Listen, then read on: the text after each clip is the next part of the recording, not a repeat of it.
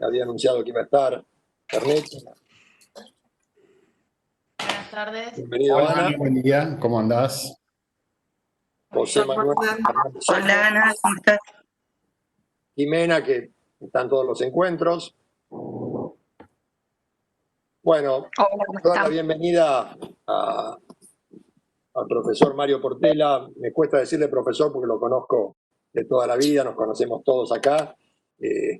Mario, muy brevemente, ha sido profesor titular toda la vida de Filosofía del Derecho, Introducción al Derecho, es profesor emérito de la Universidad de Mar del Plata de la Facultad de Derecho, es ex juez del Tribunal Oral en lo Criminal Federal y su experiencia como director de grupo de investigación, director de proyectos de investigación, director del Departamento de Ciencias Políticas y Sociales, me heredó el cargo allá por el 99, me eximen de mayores comentarios. La verdad es un gran honor para todos nosotros que Mario haya tenido la gentileza de poder compartir este espacio con nosotros, de hablar de un tema que yo creo que es central en el día de hoy, como es el sistema judicial, la reforma del Poder Judicial. Es un tema que hace al sistema democrático.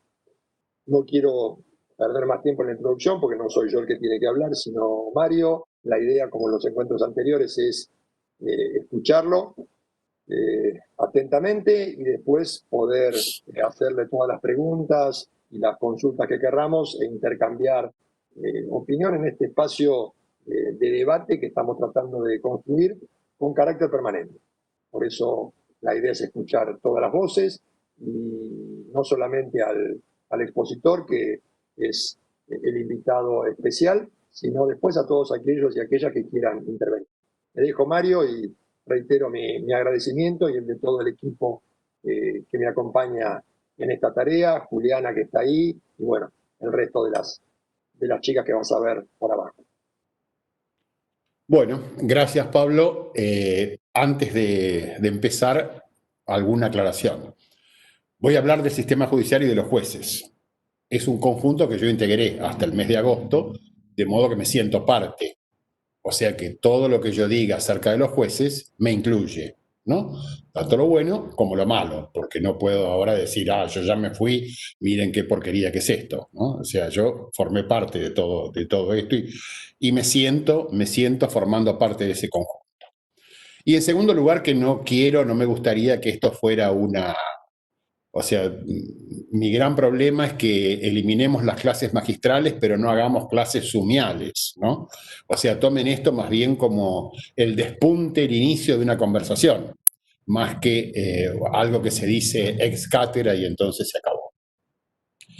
Y curiosamente vamos a empezar, diríamos por el revés, vamos a empezar por las cosas que habría que hacer tal vez en el Poder Judicial. No son tantas las cosas que hay que hacer en el Poder Judicial y con los jueces, que esto podría durar años, pero entonces vamos a a marcar algunos rasgos típicos. En primer lugar, yo lo que creo y lo que creí siempre es que el sistema judicial tiene que rendir cuentas de su gestión. Y tiene que rendir cuentas de su gestión por 2 o 3 motivos fundamentales. Uno, porque los jueces son parte del sistema de dominación real en un régimen tardocapitalista como el que nosotros vivimos en Occidente. Vale decir, somos partes del poder. Y todo aquel que es parte del poder, si pretende ser republicano en serio, no como los que dicen ser republicanos y no lo son, una de sus primeras obligaciones es justamente rendir cuenta de lo que hace. Y para rendir cuenta tiene que tener clara cuáles son las metas a las que debe cumplir. Vale decir, debe rendirse cuenta en base a las metas que uno se impone o que la misma ley le impone. Y yo voy a tomar como meta principal de la actividad de los jueces, voy a tomar una frase que no es mía, es de alguien que no quiero. ¿Eres tú? ¿Quién eres? Disculpa. No, vale, era el que me faltabas por conocer entonces, ¿no? que es Ricardo Lorenzetti, que siempre decía que justamente el Poder Judicial estaba para resolver los problemas de la gente. Me parece que es cierto. O sea, si los jueces tienen algún sentido, si los políticos en general, si la adivinación en general tiene algún sentido, es para resolver los problemas de la gente. Porque si no vamos a resolver los problemas de la gente, seríamos algo así como una serpiente que se muerde la cola, ¿no? Estaríamos nada más que exclusivamente destinados o predestinados a resolver nuestros propios problemas y a girar en una especie de vacío que en el fondo no sirve para nada. Pero existe un problema con esto de resolver los problemas de la gente y con rendir cuentas de la gestión. Que el Poder Judicial, ustedes saben, es contramayoritario, ¿no? Esto tiene sus orígenes, nuestros orígenes nacionales, los tiene de la Constitución norteamericana, pero con una conformación que yo siempre trato de hacer resaltar porque es muy grande la diferencia que tenemos nosotros con la Constitución norteamericana, que tiene la Argentina con el sistema norteamericano. Norteamérica salía, cuando dicta su Constitución, de la Guerra de la Independencia.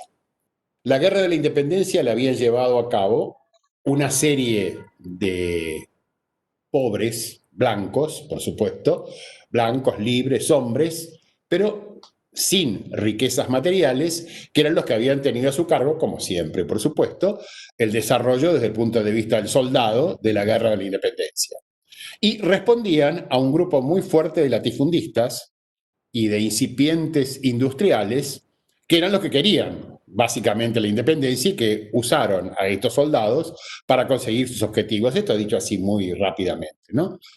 ¿Qué pasaba? Hamilton, que era un genio, advirtió que un régimen democrático, inevitable e ineludiblemente, la mayoría, los desposeídos, los pobres, iban a tener una enorme prevalencia numérica sobre los que tenían realmente el poder económico. En consecuencia, inventó o ideó este sistema de pesos y contrapesos, que es norteamericano, porque Montesquieu hizo otra cosa, que no es exactamente haber hecho un sistema de pesos y contrapesos. Inclusive Montesquieu al Poder Judicial no le llevaba mucho el apunte, para él hubiera sido lo mismo, que existiera o que no existiera. Hamilton es el que dice, no, momentito, si nosotros no establecemos un sistema de pesos y contrapesos, las mayorías van a oprimir a las minorías, porque son más. Y entonces, legislativamente, los van a despedazar. Inventó dos instituciones. El Senado, donde no había representación popular, sino representación estadual, y entonces esto aseguraba que los dueños de la tierra iban a tener su representación por encima del número de diputados, y el Poder Judicial. El Poder Judicial como bastión último de la defensa de los derechos de las minorías. Y así se plantea y así surge el caso Marbury versus Madison, buscando que de ninguna manera estas mayorías numéricas pudieran prevalecer sobre las minorías. En la Argentina pasó algo totalmente distinto. El Poder Judicial se instaura recién en 1860, o sea, cuando se incorpora Buenos Aires a la Confederación. ¿Se acuerdan que en el 53 Buenos Aires se había separado de la Constitución? Y Mitre es el que pone en marcha la primera Corte Suprema en 1860. Esto es 50 años después del primer grito de libertad y 46 años después de la independencia.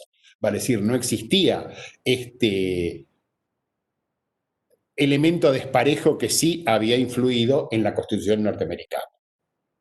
Inclusive, Alberdi, que fue el gran propulsor de adoptar las instituciones republicanas, había advertido, y lo reconoce en algunos de sus escritos póstumos, que la Argentina cabalgaba con un pie afuera, porque tenía una constitución con origen norteamericano, pero todo su derecho público y su derecho privado era europeo.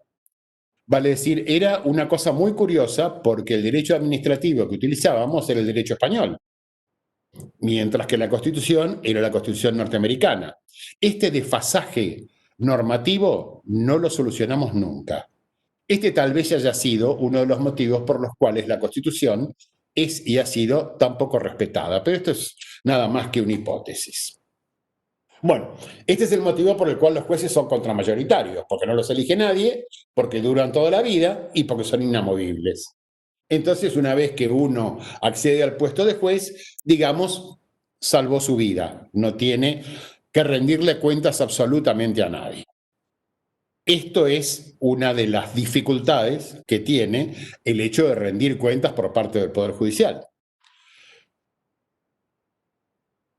Esto hace que carezca de legitimidad. Y al carecer de legitimidad es muy difícil que el Poder Judicial se autolegitime mediante controles internos.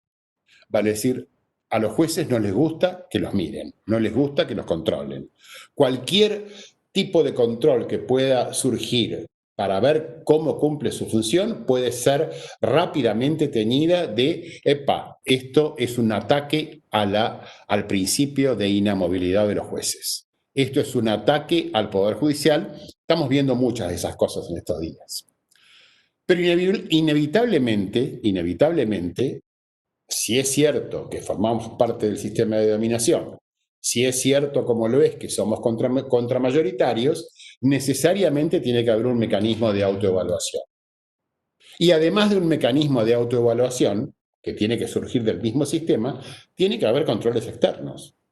Inevitablemente tiene que haber controles externos porque formamos parte de un poder, de un sistema que funciona dentro de una república. Y en la república no hay nadie que no deba rendir cuentas. En la república tienen que rendir cuentas todos. Para que se pueda rendir cuentas desde el punto de vista de un control externo, necesariamente tiene que haber muy buena información acerca de cómo funciona el sistema. Buena información significa publicidad. Publicidad implica transparencia. Los jueces no son transparentes ni publican las cosas que hacen. No quiero llegar al ridículo caso de esta payasada que tenemos con una de las causas tal vez más emblemáticas desde el punto mediático de la Argentina, que es la causa de los cuadernos, ¿no?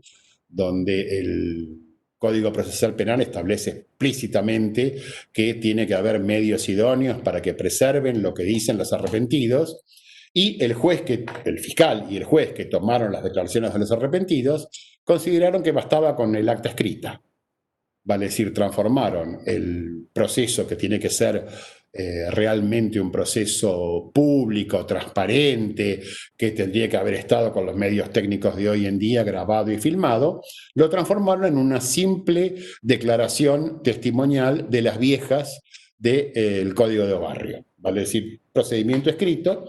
Y es también sabido, en Comodoro Pi, que Bonadío había dado órdenes a su personal que ellos no trabajaran con el sistema Lex. Vale decir, que hicieran todo como lo seguían haciendo, como el juez de instrucción, como el viejo juez de instrucción. Vale decir, no quería publicidad, no había transparencia. Bueno, justamente todo lo contrario. Tiene que haber publicidad, tiene que haber transparencia, porque si no, no puede haber control externo. Y si no hay control externo, entonces las cosas no funcionan dentro de una república.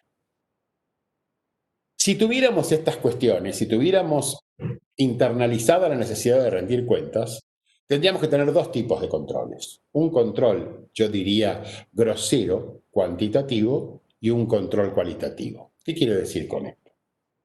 El control cuantitativo es un control muy simple y se refiere a algo que es permanente queja por parte de los usuarios del sistema. La mora judicial, ¿no?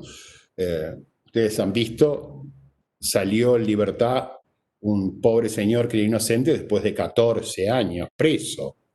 Vale decir, primera instancia, Cámara, Tribunal Oral, Casación, Corte. Ese breve interludio le costó 14 años de su vida preso.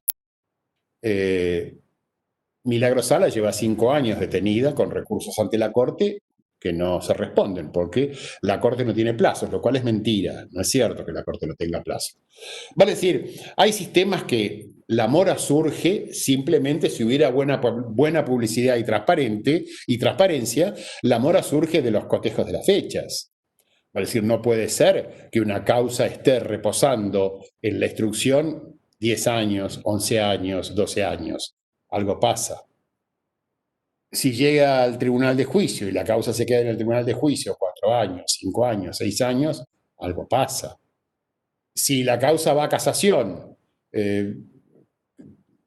ejemplos concretos. En el año 2013 dictamos sentencia en el juicio de circuito Camps, año 2013. Todavía no hay sentencia de casación. O sea, 7 años después no hay sentencia de casación. No tuvieron que hacer el juicio, tienen que revisar la razonabilidad de la sentencia.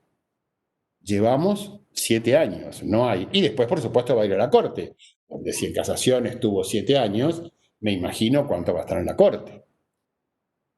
O sea, claramente surge de un sistema que fuera eficiente, transparente y público, surge que ahí hay algo que pasa que está mal. Además de este control cuantitativo, que les insisto, es un control simplemente numérico, que no tiene que hacer el juez, porque una de las gracias que tiene el sistema judicial es que cada 10 minutos la casación, la corte, pide informes, ¿no? ¿Y para qué piden informes si está todo en el sistema Lex? ¿Por qué me piden informes de cuántas causas entraron si pican 2 botones y aparecen en el sistema Lex? No, tiene que informar el tribunal. Cada informe de esos hace perder un tiempo de gestión, pero notable y ridículo. Bien. Este sistema de control, que se refiere a la mora, es un sistema que debería tener rápidamente, tendría que tener advertencias, admoniciones para quienes no cumplan con los términos, no digo los términos del código, supongamos que los términos del código en estas épocas de mucho trabajo son muy ajustados. Ahora, si hay mucho trabajo, ¿por qué se quejan los jueces de que van a crear con la reforma judicial 3 o 4 veces más juzgados de los que hay? Porque si hay mucho trabajo, creemos más juzgados.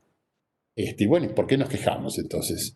Bueno, esta es una de las tantas incongruencias. Pero además del control cuantitativo, tiene que haber un control cualitativo. ¿A qué me refiero cuando hablo de control cualitativo? Bueno, los jueces deben preservar cierta estabilidad en sus sentencias. Vale decir, no se puede decir una A hoy, B mañana y C pasado mañana.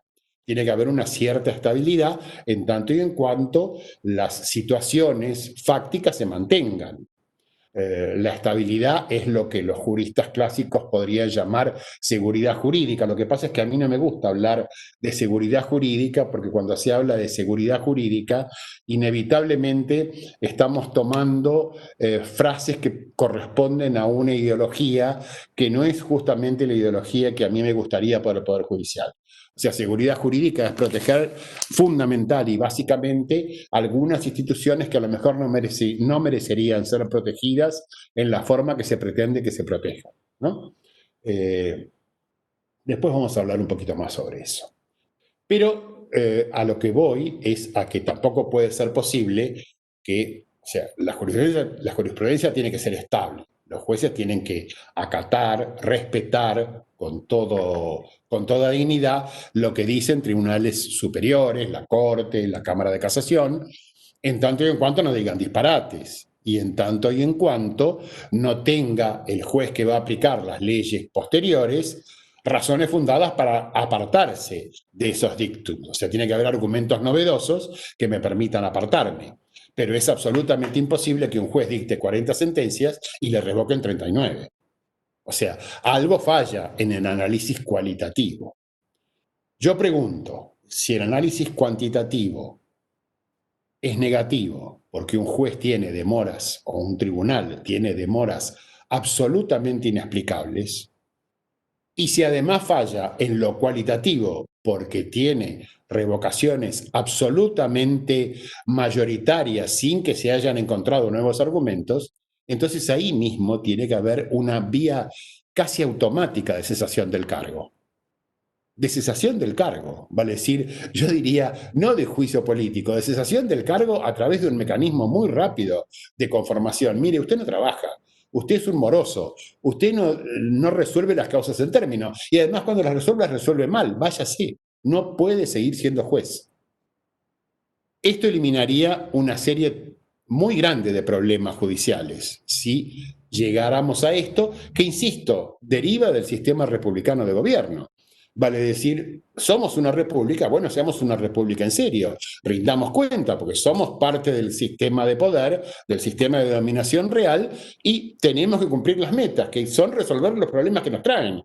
Y los problemas que nos traen no son problemas que la gente inventa, son problemas de la gente, son problemas de las víctimas, son problemas de los victimarios, son problemas que tienen los acreedores, los deudores, vale decir, son problemas reales que influyen en la felicidad o los intentos de felicidad que tiene la gente, ¿no? Además de estos controles cuantitativos y cualitativos que deberían tener los jueces, que debería tener el sistema judicial, tiene que haber un firme y claro código de ética judicial. Y fíjense que voy a usar una expresión, ética judicial o ética de los jueces, que ha sido característica del iusnaturalismo. Vale decir, todos los iusnaturalismos han abogado y han abogado por una ética judicial. ¿Cuál es la ética judicial del iusnaturalismo?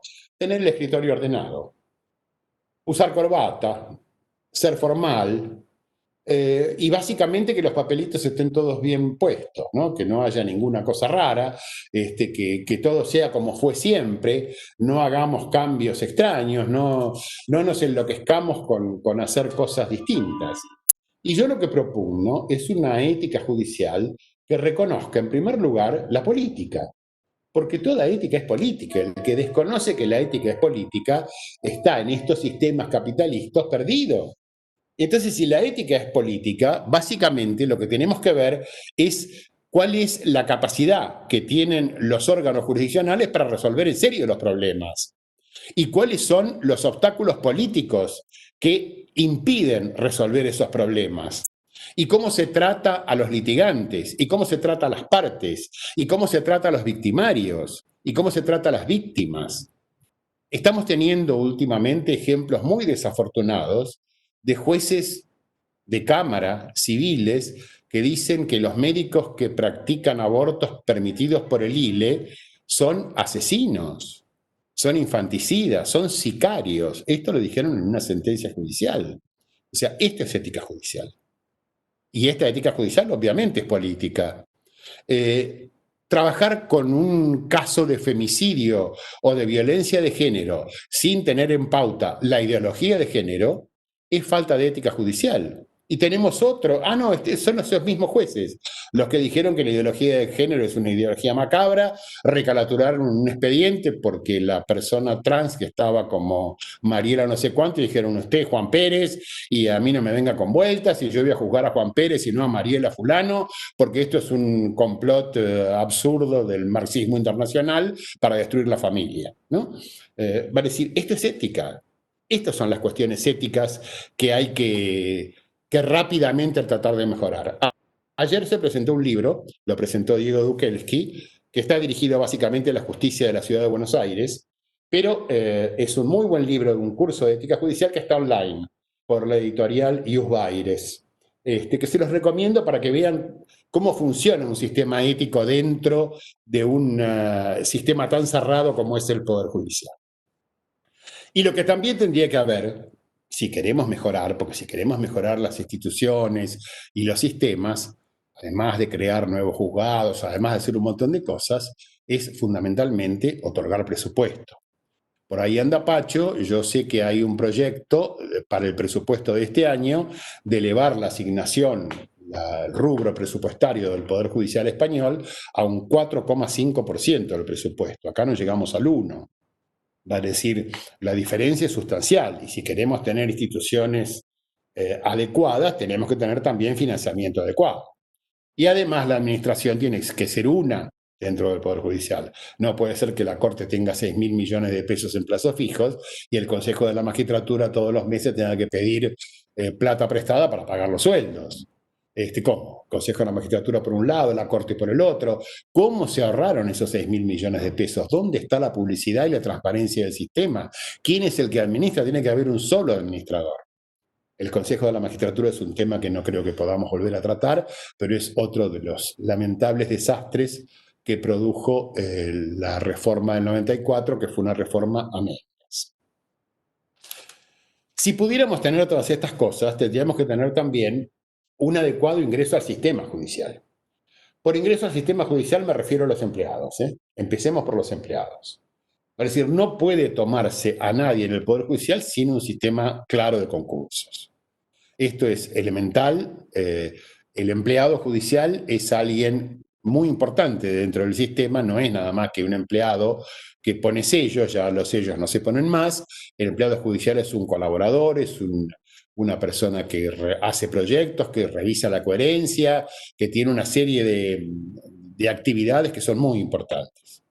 Tiene que haber un sistema de concursos muy rígido para el ingreso, que no se refiera, por supuesto, a conocimientos técnicos, pero sí a conocimientos de informática, conocimientos de trabajo en equipo, a una serie de cuestiones que hacen al buen funcionamiento de un mecanismo, y tiene que ir a través de ascensos que también tienen que ser por concursos, tendría que llegar en su carrera judicial hasta el cargo de secretario. A partir de allí viene el sistema de selección de los magistrados, que hoy en día es pésimo. Es pésimo no solamente por lo que ocurre, que es público, vale decir concursos amañados, concursos donde se dan antes los temas a algunos participantes, concursos que no se sabe bien cómo se califican los antecedentes, concursos que no se sabe bien cómo juegan las entrevistas. Yo me acuerdo de algo muy gracioso de hace mucho tiempo, que había una consejera de la magistratura que era senadora por la provincia de Salta, que quería poner a su candidato a juez en Orán en ese momento. Estoy hablando de hace 20 años atrás. Y entonces cuando llegó la entrevista de los mejores candidatos, logró colar, no había llegado por puntaje, logró colar a su candidato, y las preguntas que la senadora consejera de la magistratura les hacía a los candidatos era: ¿cuáles son las frecuencias de los ómnibus que salen de Orán a Salta? ¿Cuáles son las frecuencias de los ómnibus que salen de Orán a Metán? ¿Cuáles son? Y por supuesto lo sabía nada más que el salteño que vivía en Orán, porque ¿quién iba a saber eso? Entonces yo decía, no, es muy importante que el juez sepa bien el lugar al cual tiene que ir, y entonces tiene que, bueno, este juez después terminó procesado por narcotráfico, obviamente, ¿no? Sabía los horarios de los ómnibus, pero no cumplía adecuadamente su función. O sea, los concursos que toma el Consejo de la Magistratura para designar jueces son los mismos concursos que hacen las facultades para nombrar profesores titulares. Antecedentes que se llenan con cartones. Los cartones, sabemos lo que son los cartones, todos sabemos porque todos tenemos experiencia cartonera, en el mal sentido de la palabra. Cursos que uno no sabe cómo se evaluaron, muchos de ellos extranjeros, que sí sabe cómo se evalúan.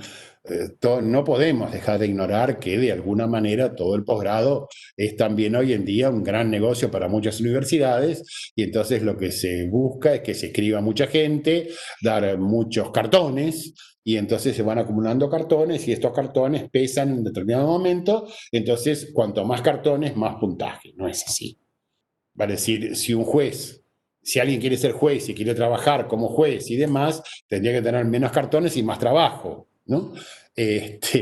Y no van a ser docentes, no van a ser profesores titulares. A un juez se lo juzga no solamente por su conocimiento teórico, sino que se lo juzga por su habilidad para formar equipos de trabajo, por su estabilidad psicológica, por su capacidad para tomar decisiones. Estas no son cuestiones que se resuelven con un caso práctico o con un caso teórico.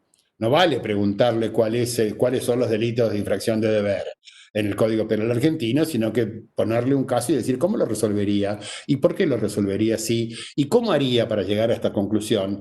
Vale decir, no es solamente un examen de competencia, sino que es un examen de ser humano.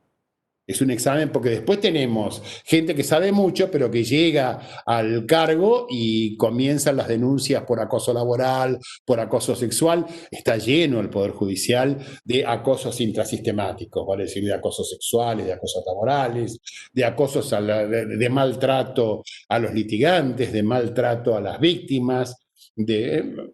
Sabemos qué es lo que ocurre dentro del Poder Judicial. Y esto no surge de un examen teórico. Por eso los exámenes tienen que durar mucho tiempo y no pueden ser únicamente para los miembros de la carrera judicial. Tienen que permitirse a quienes entren de afuera, que no hayan querido hacer la carrera judicial, pero sí quieran ser jueces, tienen que permitirse el ingreso en iguales condiciones. Hoy en día los abogados de la matrícula tienen terribles problemas para ingresar a la par de quienes son o están dentro del sistema judicial. Esto está mal, esto no sirve. Esta sería una maravillosa manera de terminar con la famosa familia judicial. Después vamos a volver para ver qué es la familia judicial. La familia judicial es algo que se va mimetizando, es algo que se va autorreproduciendo y es algo que termina en una enorme protección a la estructura existente. No puede haber, dentro de los jueces, tampoco verticalismos. El sistema judicial no es el sistema militar, donde hay un general y un cabo.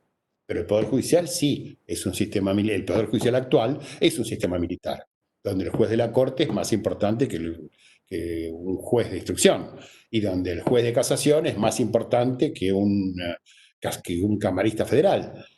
¿Y cómo es más importante? ¿Y por qué es más importante? Y es más importante primero porque ganan más y segundo porque tienen algo que es maravilloso, que es el poder de superintendencia. Las cámaras tienen poder de superintendencia sobre los jueces y el poder de superintendencia implica que le nombran los empleados y que les sancionan los empleados y que les dicen cuántos empleados van a tener y cuántos no. Y que les cajonean o no los nombran. Cuando el juez no anda bien con la Cámara, les cajonean los nombramientos de empleados. Y cuando el juez anda bien con la Cámara, les nombran empleados inútiles que no sirven para nada. Vale decir, la existencia de verticalismo dentro de los jueces indica ya una perversión del sistema. Los jueces tienen que ser horizontales, todos iguales. La reforma penal lo prevé. La reforma penal del Código, que por supuesto no va a salir así, que es la verdadera reforma judicial, implica que todos los jueces tienen necesariamente que cambiar de sistema. En un caso juzgan como jueces de un tribunal oral, en otro caso son camaristas para revisar una prisión preventiva, en otro caso son jueces de garantías para revisar la actuación de un fiscal. Y no hay ninguna diferencia de jerarquía entre ellos. De modo que la oficina judicial es la que distribuye los casos y las audiencias, que es un mecanismo maravilloso, que ya se van a encargar de pervertir y de que no salga. Y esas son las reformas judiciales necesarias. No esto de nombrar muchos más jueces para tratar de romper el predominio de algún comodoro impresentable, ¿no? La reforma judicial es eso, es realmente modificar el sistema de cualquier manera. Imagínense, todo esto es lo que hay que hacer. Vale decir, hay que cumplir las metas, hay que tener publicidad, hay que tener traspaso. No sé qué pasó.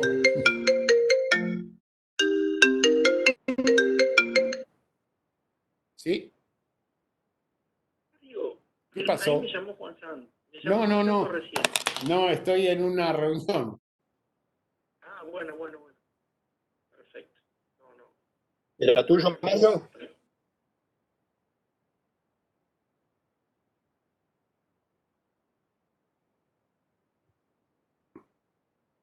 Bueno, no sé qué ocurrió.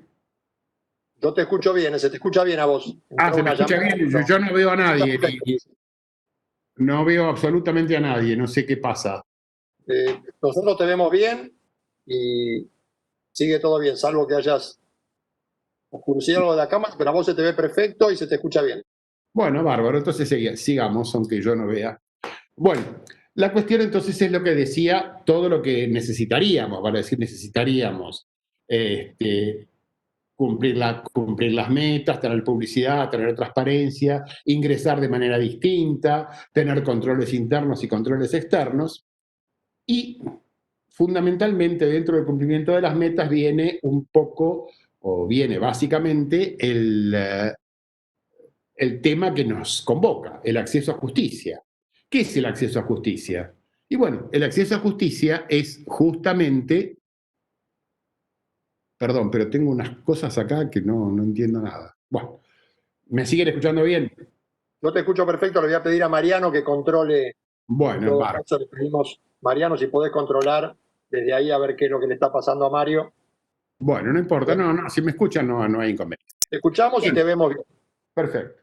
El acceso a justicia, les estaba diciendo, implica permitir la defensa de los derechos a cualquiera que se sienta titular. Vale decir, implica ser agente. Tiene acceso a justicia aquel que es agente. Y la calidad de agente se la da justamente el sistema judicial. El acceso a justicia necesariamente, que es el primer paso para solucionar los problemas de la gente, como decíamos al principio, requiere necesariamente que quienes vayan a acceder al sistema tengan la posibilidad de tener oficinas judiciales en cercanías, dirían los españoles. Y en Argentina en particular, y creo que es un problema de toda América Latina, pero nosotros también lo tenemos de una manera notable, se han producido incongruencias muy perniciosas en esto. Ustedes saben que a partir de 1945 hasta 1960 hubo un proceso de industrialización en la Argentina que provocó que la gente dejara los ambientes rurales donde tenía trabajo malo, pero trabajo al fin, y se instalara cerca de las grandes ciudades, básicamente Rosario, Córdoba, Buenos Aires. Después, por el tiempo, también La Plata y Mar del Plata. Se fueron instalando al principio en buenos lugares, pero cuando los buenos lugares fueron faltando, se fueron poniendo en los lugares que podían. Los lugares que podían ponerse eran lugares que en general no tenían infraestructura de ningún tipo. Y después de 1960, por pésimas políticas, se produjo una huida de la gente del interior hacia estos lugares de las perigrandes ciudades, hacia lo que llamamos hoy en día los conurbanos, y se produjo porque empezó a faltar mano de obra, empezó a faltar trabajo en el interior. Empezó a faltar trabajo en el interior fundamentalmente porque lo que ocurrió fue que el trabajo agrario, básicamente, que era el trabajo del interior, se fue mecanizando y fue expulsando gente. Y esta gente expulsada, más mucha gente que vivía en países vecinos, se fue juntando y agregándose a estos conurbanos, que eran conurbanos que son conurbanos que carecen de no solamente de la infraestructura más mínima, sino que también se van llenando de gente que tampoco consigue trabajo dentro de las grandes ciudades, y entonces empiezan a aparecer los problemas de desocupación, y empiezan a aparecer los problemas de hambre, y empiezan a aparecer los problemas no de pobreza, sino de miseria y de indigencia. Y la miseria, y la indigencia, y la falta de infraestructura, inevitablemente llevan a sistemas de violencia.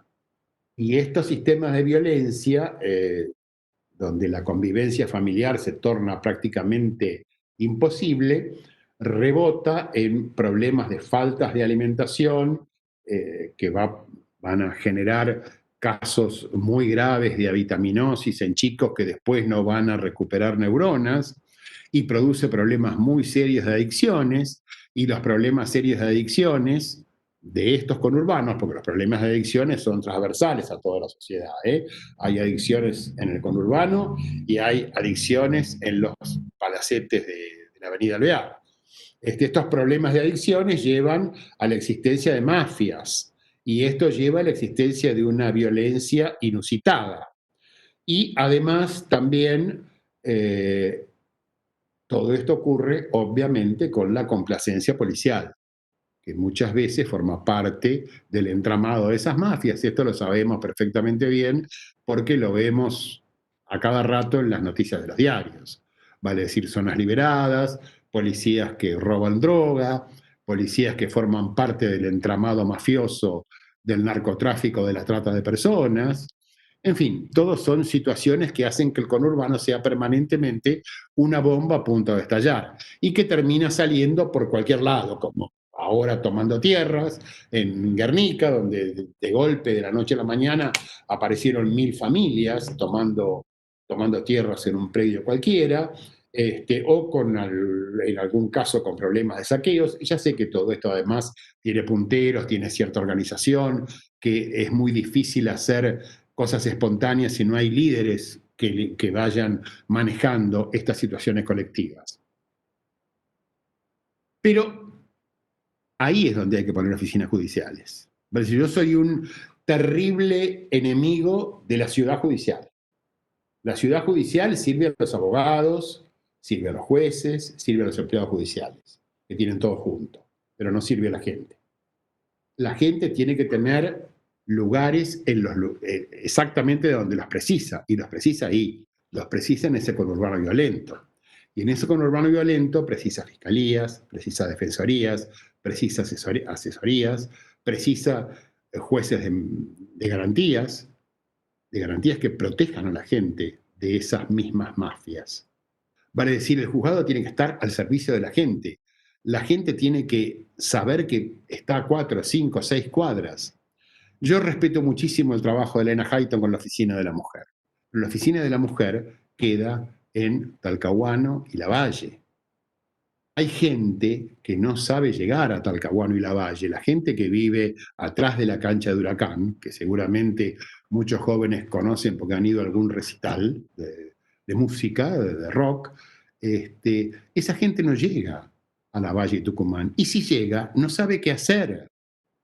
¿Qué va a hacer alguien que ya cuando entra es mal mirado por la custodia? Porque lo miran mal porque no está vestido adecuadamente. Entonces, no sabe llegar. Si llega, no sabe qué hacer. Y si sabe qué hacer, lo atienden mal. No por la Oficina de la Mujer. Quiero decir que tiene muchas trabas que son internas. Si no hay este tipo de oficinas en el lugar donde la violencia se produce, la oficina judicial no sirve. He visto con gran alegría que antes de ayer o ayer, la Secretaría de Derechos Humanos de la provincia inauguró un centro de acceso a la justicia en lo que fue el destacamento de Arana, que fue parte del circuito CAMPS. Y la procuradora federal, Alejandra Gil Carbó, había empezado a implementar el programa Atajos, que era justamente un programa que implicaba llevar a las fiscalías al conurbano, llevar las fiscalías a la proximidad de la gente. Para decir, acá tiene que haber esos pequeños enclaves judiciales, tienen que estar en Nuevo Golf, tienen que estar en El Martillo, tienen que estar en Carolinas de Peralta Ramos, tienen que estar en los barrios de Camet Norte, ahí tienen que estar. No basta, no sirve que estén en el centro, porque el centro no se llega a ningún lado. Yo tengo una anécdota personal. Tenía en la calle Tucumán y Peña, hace 20 años, iba como cliente a una verdulería y un día el verdulero me dice, discúlpeme, dice, ¿usted es juez? Dije, uy, perdí, porque cada vez que uno dice que es juez, generalmente viene algún palo. Le digo, sí, soy juez, con cierta timidez. Me dice, no, yo le quería decir una cosa, porque usted sabe, señor, que acá había una oficina judicial que no sé bien cuál era, en la calle Tucumán, entre Peña y Primera Junta. Creo que todavía es un edificio judicial de archivo, de algo por el estilo. Dice, usted sabe que acá muchas veces viene gente, vienen mujeres, que vienen mal porque vienen lastimadas y con chicos y todos llorando, y el policía de la puerta no las deja entrar. Se ve que había una asesoría o un juzgado, no sé qué había, pero el policía de la puerta no las dejaba entrar. Por lo que les decía recién, porque no van bien vestidas. Entonces, lo que les había costado llegar de quién sabe dónde venían, y cuando llegaban tenían que ir a refugiarse en una verdulería porque no podían entrar. Eso es acceso a justicia. No vengamos con cuentos respecto a la agencia, a que la posibilidad, que la titularidad de la acción. Acceso a justicia es poder llegar rápido a un fiscal, a un juez, a un asesor, a que me solucionen ahora el problema, porque el hombre le está pegando a la mujer a cualquier hora del día, en cualquier momento, no espera el horario de tribunales para pegarle o para acosar a un chico. Entonces, esto es el acceso primordial a la justicia. El acceso primordial a la justicia significa eso, señores, pongamos los lugares, pongamos las oficinas judiciales donde tienen que ir, porque si no ponemos las oficinas judiciales donde tienen que ir, entonces el sistema no sirve para nada. ¿Qué pasa?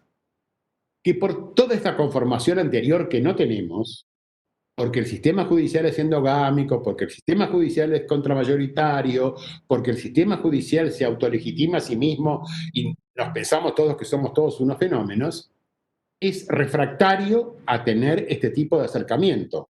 No quieren acercar la justicia a la gente, porque a la gente le tienen miedo. Los jueces le tienen miedo a la gente, aunque parezca mentira.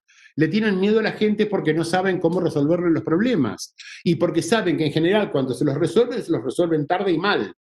Y si se los resuelven tarde y mal, no se los resuelven. Y esto hace que exista una tensión permanente derivada justamente de la falta de acceso a la justicia, que hace pasible al sistema judicial en general a que desprecie la solidaridad, a que sea homocéntrico, a que desarrolle al máximo la cultura patriarcal, a que sean frecuentes, como decíamos recién, los casos, por ejemplo, de acosos intrasistemáticos. ¿Y esto cómo se resuelve? Y esto no lo resuelven las facultades de Derecho. Porque las facultades de Derecho no sirven para nada con respecto a esto, porque las facultades de Derecho, como en mi época, miren que yo estudié, debo ser el más antiguo estudiante de Derecho que hay en este Zoom o este MET, sigue repitiendo contenidos memorísticos. Seguimos exigiendo artículos de códigos y artículos de leyes de memoria.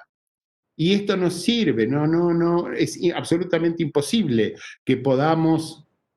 ¿Hola? ¿Sí? ¿Se me escucha? Sí. ¿Se me escucha? Sí, se escucha bien. Sí, perfecto, Mario, se te escucha y se te ve muy bien.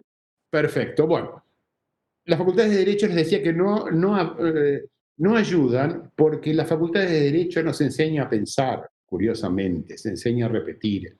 Las facultades de Derecho carecen de sentido crítico. Enseñamos, también me incluyo, porque también formo parte de ese conjunto. Me pasé 50 y pico de años de mi vida enseñando Derecho. Y no podemos llegar a enseñar sentido crítico. Tengo tantas anécdotas respecto a la enseñanza del derecho, entre ellas de un colega peruano que me dijo, no, él enseñaba sociedades. Y decía, no, yo en la Universidad San Marcos de Lima, no, dice, yo enseño la ley de quiebras de 1968. Y digo, ¿y la última de cuándo es? No, la última es de ahora, de 1984, han pasado 3. ¿Y por qué enseña la de 1968? Ah, dice, porque es la mejor. Esta ridiculez dicha por un profesor se reitera en los pobres alumnos que estudian leyes o códigos o artículos que a lo mejor cuando se reciben cambiaron, porque se reformaron, porque hoy en día el derecho es muy plástico y se reforma cada rato. Además, estimados, y esto también es un ámbito universitario, así que vale la pena decirlo, muchos de los profesores de derecho, los que no son jueces, que hay muchos, y especialmente de derecho privado, son en general titulares o socios de grandes estudios. Esto pasa más en Buenos Aires que en Mar del Plata, donde no suelen existir estos grandes estudios. Y esto ocurre básicamente en lo comercial, lo que provoca que se enseñe siempre derecho de un solo lado, del lado del poderoso. Y esto es ideología, esto es política, esto es ética judicial. Yo no sé si se enseña, por ejemplo, y tan bien que viene, ¿no? Ahora que tenemos alguna quiebra famosa en danza, si se enseña adecuadamente el fallo Swift del TEC, dictado por Salvador Lozada allá por los años 70, principios de los años 70. Salvador Lozada vive. Nunca lo vi que lo invitaron a dar conferencias sobre el fallo Swift del TEC. No profesa las mismas ideas que profeso yo, ¿eh? No piensen que es un aviso. Pero se enseña el fallo Swift del TEC. ¿Estamos de acuerdo? ¿Sabemos que es un conglomerado de empresas como el que desarmó Lozada? ¿Los jueces comerciales están en condiciones de lidiar con este tipo de cuestiones? ¿Se enseña en la Facultad de Derecho Tributario adecuadamente? Sabemos los que transitamos algunos años de profesión, de calle, de magistratura, sabemos que uno de los principales problemas de nuestros países son los problemas tributarios. Nuestros impuestos son regresivos, los percibimos mal, se evaden. Los Panama Papers, los paraísos fiscales son la válvula de escape de las mayores evasiones impositivas. Y evaden, por supuesto, los que más tienen, porque son los que saben evadir. Como yo siempre decía en el tribunal, son los que tienen los mejores abogados y los mejores contadores. Por eso hacen las cosas que hacen. Porque el pobre tipo del kiosco de la esquina, que es el que controlan, es el que perjudican, es el que siempre persiguen, ese no tiene una evasión significativa. La evasión significativa está arriba. Está arriba. Con este tema de la hidrovía del Paraná, hemos descubierto que a raíz de que con el fondo de la quilla de los barcos graneleros se contrabandea granos por el mismo monto que indica la tara. Vale decir, son cosas que no se pueden creer las que ocurren con el sistema tributario. Pero el sistema tributario no lo enseñamos en la Facultad de Derecho. No lo enseñábamos cuando estudié yo hace 1000 años. Y tampoco se enseña adecuadamente ahora. No hay derecho tributario. El derecho de propiedad intelectual se enseña como el derecho marcario, el derecho de las grandes marcas, no respecto al usuario. Vale decir, entonces tenemos juniors de estudios locales que representan estudios grandes de Buenos Aires, que a su vez son corresponsales de estudios con sede en Nueva York, que vienen y entonces Lewis, la marca de jeans, se va a hacer procedimientos al body shopping de la peatonal San Martín, y nadie estudió nunca el punto de vista del mantero o del body shopero. Siempre el punto de vista es el otro. A mí hace mucho tiempo un camarista federal muy prestigioso me decía, no, en derecho de marca no tenemos ningún problema, porque todos los autores de marcario, o el único autor serio de marcario es fulano de tal, que es profesor de la Facultad de Derecho de Marcas, porque lo estudiamos todos, esto está todo resuelto, claro, está todo resuelto. Si ese hombre tiene ese profesor tiene justamente la representación de todas las marcas extranjeras importantes de la Argentina. Entonces nunca ponemos la visión en el usuario. Esto yo tuve el placer de decirlo en el Congreso Internacional de Filosofía del Derecho del año 2005, que teníamos que dejar de mirar al juez, teníamos que empezar a mirar al usuario de las normas. Nunca pudimos hacer un derecho enfocado en el usuario de las normas. Y el usuario de las normas tiene que ser política de Estado. Y la facultad no ayuda a eso. La facultad no enseña esto, no enseña cómo deben tratarse los crímenes de odio, no enseña cómo deben tratarse los delitos de lesa humanidad, no enseña los derechos de los pueblos originarios. Vale decir, el silencio es enseñanza, la omisión es educación. Y entonces en el silencio ocurren estas cosas de suerte tal que para el abogado novel, el abogado que recién se inicia, estos son temas que no existen, estos son problemas que no tienen nada que ver. Falta visión crítica del fenómeno normativo. Y esto es básicamente caer o haber caído en lo que yo llamo las epistemologías del norte. Después vamos a volver, si tenemos tiempo, con respecto a esto.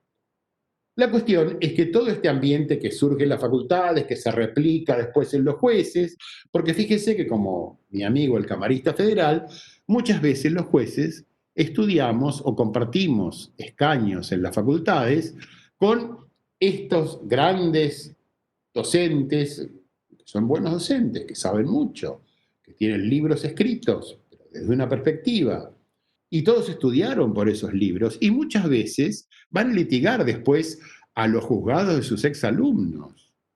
¿Y cómo hace un exalumno sin sentido crítico para decirle que no al profesor que le enseñó la materia y que además le escribió el libro por donde estudió la materia? Si no hay sentido crítico, esto es absolutamente imposible. Esto se replica también en Buenos Aires mucho más porque estos grandes popes del derecho, que en general se reúnen todos en el Colegio de Abogados de la calle Montevideo, Colegio de Abogados de la Ciudad de Buenos Aires, son los mismos que forman parte de las academias nacionales. Academia Nacional de Derecho, Academia Nacional de Ciencias Morales, Academia Nacional de Ciencias Políticas. Muchos de ellos son académicos de las tres y muy contentos de ser académicos. ¿Qué son las academias nacionales? Instituciones que mantiene el Estado que forman clubes de amigos. Pero de estos amigos, de los amigos poderosos. Los amigos que sirven para decir, la Academia Nacional de Derecho dijo que la reforma judicial es un disparate. La Academia Nacional de Derecho dijo que hay que preservar la inamovilidad de los jueces. La Academia Nacional de Derecho dice que hay que perseguir a ultranza la seguridad jurídica. Y los jueces son muy lábiles para estos halagos de las sirenas. Porque los jueces, entre otros problemas de clase ideológicos que tienen, es que comienzan su mañana leyendo el diario La Nación, que es el reflejo típico de estos intereses.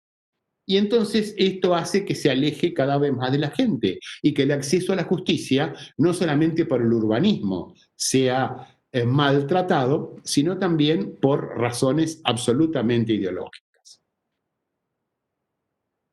Por eso es que hay un montón de fiscales que no investigan cuando tienen que investigar, un montón de jueces que no juzgan cuando tienen que juzgar, porque básicamente regulan los tiempos, protegen a sus amigos poderosos, todo termina prescripto, se prescriben las causas más insólitas, se prescribió la causa de la venta del predio de la sociedad rural, se absolvió a un presidente por prescripción o a dos presidentes por prescripción.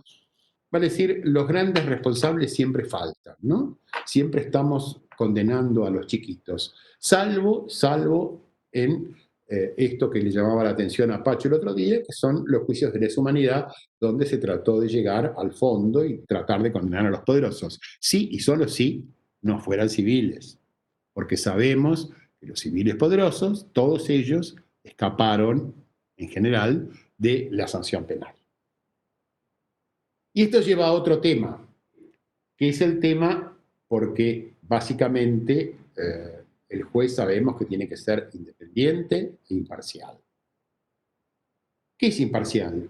La imparcialidad se nos ha pretendido vender que la imparcialidad del juez es neutralidad afectiva del juez. Y esto es un disparate. Esto no significa decir que el juez no debe ser imparcial. Digo porque tengo todo un capítulo dedicado a mí hecho por la Asociación de Abogados por la Concordia, donde dice que yo digo que el juez no debe ser imparcial. Yo digo que el juez debe ser imparcial, pero no debe ser un estúpido afectivo, no debe ser un ciego afectivo. Y siempre me basé en la frase vieja de Cosio, pobre juez de la vida quien antes no fue reo.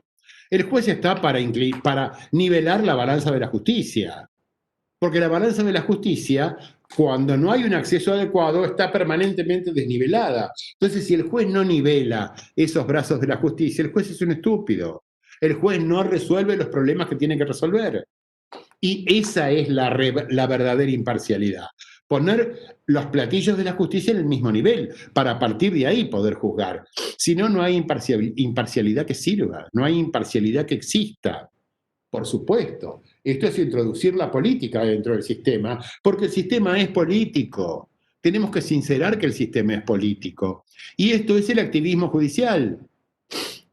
No significa esto que yo opte por el activismo contra el garantismo, como es la polémica en España, sino digo que el juez tiene que ser activista desde este punto de vista, porque tiene fundamentalmente que resolver la equivalencia del sistema.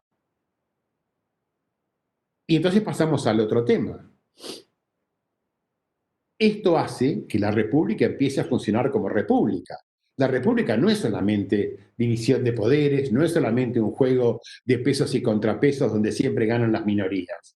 Porque si esto fuera así, ¿cuál es la protección de las mayorías? La protección de las mayorías es decir, algún domingo que otro a votar, conseguir una ventaja sustancial y después no poder hacer nada porque no tiene mayoría legislativa, no existe la mayoría de los 2/3. O porque si existiera, después llega un momento que la Corte Suprema le traba las cosas por un amparo, como pasó con la ley de medios. Yo me acuerdo, porque la ley de medios se discutió en todo el país años. Acá hubo dos discusiones muy importantes, una en el auditorium, respecto a qué tenía que decir la ley de medios. Salió la ley de medios. La Corte dijo que era constitucional, pero un obiter dictum de Lorenzetti habilitó que al día siguiente de que la Corte dijera que era institucional hubiera 400 amparos y se frenó la ley de medios. Y esa ley de medios, sancionada por mayoría, debatida por toda la ciudadanía, parada por un amparo, fue derogada por Macri por un decreto. Por un decreto. Entonces algo pasa algo pasa, algo funciona mal, porque el acceso a la justicia no es igualitario. Y desde 1860, cuando fundamos nuestro derecho judicial, cuando incorporamos la primera Corte de Justicia de la Nación, siempre tuvimos excluidos del sistema. Los excluidos del sistema son justamente los que carecen de acceso a la justicia. Y los excluidos fueron los gauchos, fueron los indios vencidos, fueron los inmigrantes que vinieron con la promesa de una tierra que no les dieron y que terminaron en los conventillos de la ciudad de Buenos Aires con trabajo precarizado y esclavo. Fueron permanentemente reprimidos, fueron masacrados en la conquista del desierto de 1880, fueron después destruidos en la Semana Trágica en los talleres Bacena, fueron fusilados en la Patagonia. Y fíjense que estos hechos, terribles hechos, no sé si genocidios, no, nunca he estudiado si eran o no genocidios, pero hechos muy graves, donde causaron muchas muertes, nunca tuvieron resolución judicial. Tuvieron la peor de las soluciones, la solución de la justicia popular. O sea, al coronel Varela, el fusilador de la Patagonia, lo mataron en la puerta de su casa a tiros. Al coronel Falcón, el que ordenó la represión de la Semana Trágica, lo mataron de un bombazo en la bajada de Plaza Francia, pero nunca hubo solución judicial, nunca hubo una sentencia que dijeran actuaron bien, actuaron mal, estuvo bien, estuvo mal. Hasta que los jueces no empiecen a mirar el sistema con otros ojos, es absolutamente imposible que el sistema judicial mejore. Y en estos casos, es donde realmente se juega la independencia de los jueces. La independencia de los jueces puede ser externa, independencia a los propios, a los factores de poder, a los factores económicos, a los factores mediáticos, que son muy importantes. A nadie le gusta salir en las primeras páginas de los diarios que dicen cosas absurdas de uno, ridículas de uno, o denigrantes de uno. A nadie le gusta que le pongan el número de teléfono en las redes sociales. A nadie le gusta que le digan dónde vive para que vayan a hacerle manifestaciones, para que pasen con banderas argentinas y bocinas tocando bocinas. Vale decir, los poderes mediáticos y económicos son un factor muy grande que vulnera la independencia judicial. ¿Cómo se soluciona esto? Esto es un problema actitudinal. Vale decir, para resistir presiones de esta naturaleza, hay que tener una actitud que no todos tienen. Porque como yo siempre digo, no todos pueden ser jueces. Porque se necesita una actitud muy firme para oponerse a estas presiones mediáticas y presiones poderosas. Y además de esta independencia externa, hay otros condicionamientos internos que vienen de dos fuentes principales. La primera de lo que les dije antes, el verticalismo judicial. O sea, qué dice la Cámara, qué dice la Casación, cómo me castigan, cómo me pegan, no me nombran empleados, me dejan inerme, me dejan sin poder resolver nada. Y la interna, que es la ideología. La ideología que tiene el juez, que es la ideología que empieza con la familia, sigue con la educación sistemática, termina en la facultad con esto que les decía, para conformar de alguna manera al juez como el defensor de una determinada clase social que niega el acceso a la justicia a todos aquellos que son los excluidos del sistema. Y hoy los excluidos del sistema son otros, pero son siempre los mismos. Los excluidos del sistema son los que viven en esos conurbanos. Los excluidos del sistema son los tratados, las mujeres y los obreros y los empleados tratados por los sistemas de trata. Son las víctimas del sistema narco que impera en estas ciudades nuestras tan violentas. Esos son los excluidos del sistema.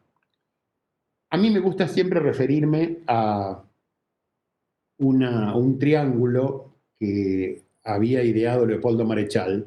Leopoldo Marechal decía que el juego social se podía reducir a un triángulo que estaba formado por Tiresias, que era el sacerdote, por Áyax, que era el militar, por Creso, que era el comerciante, el hombre rico. En el vértice, como arriba de la pirámide, puede estar cualquiera de los tres. Los otros dos siempre van a apoyar. Está Ajax, vaya si hemos tenido Ajax en la historia argentina, está Ajax, siempre apoyado por Tiresias, y siempre, por supuesto, apoyado por Creso. A veces está Creso, los últimos 4 años, y lo apoyan Tiresias y Ajax, ahora con algunos problemitas. Y otras veces está el propio Tiresias, el nacionalcatolicismo de España, ¿no? Hasta, Pacho sabe bien esto, hasta la muerte de Franco estuvieron bajo un régimen nacional católico. Y abajo, en la base de la pirámide, está Gutiérrez. ¿Quién es Gutiérrez? El que trabaja, pero siempre está abajo. Y esto, dice Marechal, representa claramente el sistema político. El sistema político se maneja con esas tres patas y siempre está Gutiérrez abajo. Y tenemos de alguna manera que resolver los problemas de Gutiérrez, porque si no resolvemos los problemas de Gutiérrez, que es que él trabaja y no accede, nunca lo vamos a hacer pasar por dentro de ese triángulo. Y respecto a esto, yo quería, para terminar, porque llevo ya mucho tiempo, quería decir o hacer referencia a algo que siempre me gusta hacerlo, ¿no? Cuando la Corte Suprema en 1930 dicta la terrible acordada del 30, donde dice, primero no había caso judicial, el Uriburu le mandó una nota a la Corte diciéndole, he asumido el Poder Ejecutivo y el disuelto el Poder Legislativo porque el ejército está con algo, más o menos, con otra retórica. A los 2 días de recibir esa nota, la Corte Suprema, me gusta recordar los apellidos de la Corte Suprema porque valen la pena. La Corte Suprema era Repeto, Sagarna, Figueroa Alcorta y Lavalle. El procurador Rodríguez Larreta, el abuelo del jefe de gobierno de la ciudad. Esta Corte dice, hemos recibido esta acordada del gobierno y el gobierno tiene el derecho que le otorga la revolución triunfante, SIC. No había caso judicial, una acordada dictada porque sí. Pero dice algo más grave, y nadie en el futuro podrá discutir la validez de los actos emanados de este gobierno. O sea, cerró la puerta. Llamó a una delegación de ministros del Poder Ejecutivo para que fueran a recibir la acordada, y fueron 3, que ya les digo quiénes eran. Padilla, ministro del Interior, fue profesor mío de Derecho Constitucional. Sánchez Orondo, ministro de Justicia, y Bécar Varela, ministro de Agricultura y Ganadería, abogado de la sociedad rural. Miren qué casualidad. Esta acordada se repitió en 1943, con otros protagonistas. Algunos protagonistas cambiaron. Linares, Nazar Anchorena y Ramos Mejía. Fueron los 3 jueces nuevos. Y en el año 1946, cuando asumió el gobierno de Perón,